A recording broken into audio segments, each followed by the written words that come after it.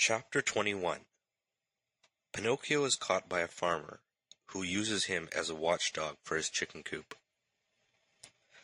Pinocchio, as you may well imagine, began to scream and weep and beg. But all was of no use, for no houses were to be seen, and not a soul passed by on the road. Night came on, a little because of the sharp pain in his legs, a little because of fright at finding himself alone in the darkness of the field. The marionette was about to faint, when he saw a tiny glowworm flickering by. He called to her and said, "Dear little glowworm, will you set me free?" "Poor little fellow," replied the glowworm, stopping to look at him with pity.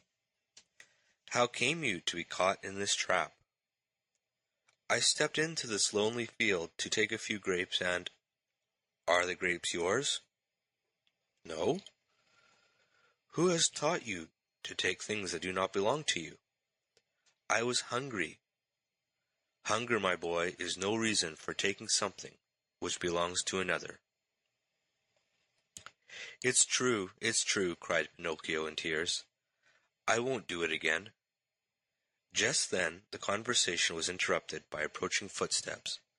It was the owner of the field, who was coming on tiptoes to see if by chance he had caught the weasels which had been eating his chickens.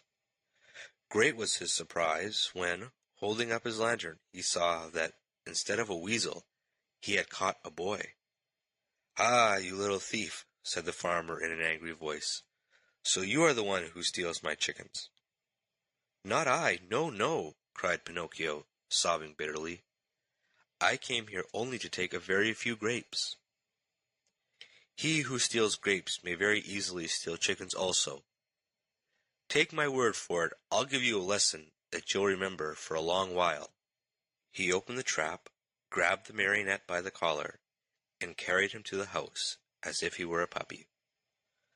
When he reached the yard in front of the house, he flung him to the ground, put a foot on his neck, and said to him roughly, "It is late now, and it's time for bed. Tomorrow will settle matters. In the meantime, since my watchdog died today, you may take his place and guard my hen-house."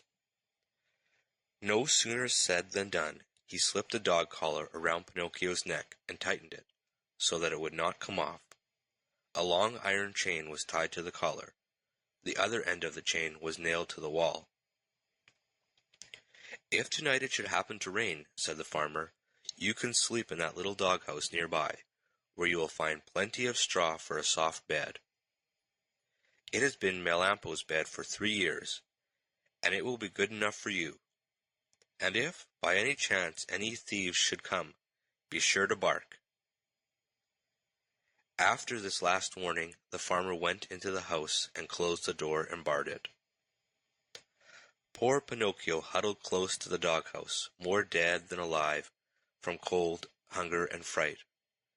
Now and again he pulled and tugged at the collar, which nearly choked him, and cried out in a weak voice, "I deserve it. Yes, I deserve it. I have been nothing but a truant and a vagabond. I have never obeyed anyone, and I have always done as I pleased. If I were only like so many others, and had studied and worked and stayed with my poor old father, I should not find myself here now, in this field and in the darkness, taking the place of a farmer's watchdog. Oh, if I could start all over again! But what is done can't be undone, and I must be patient." After this little sermon to himself, which came from the very depths of his heart, Pinocchio went into the doghouse and fell asleep.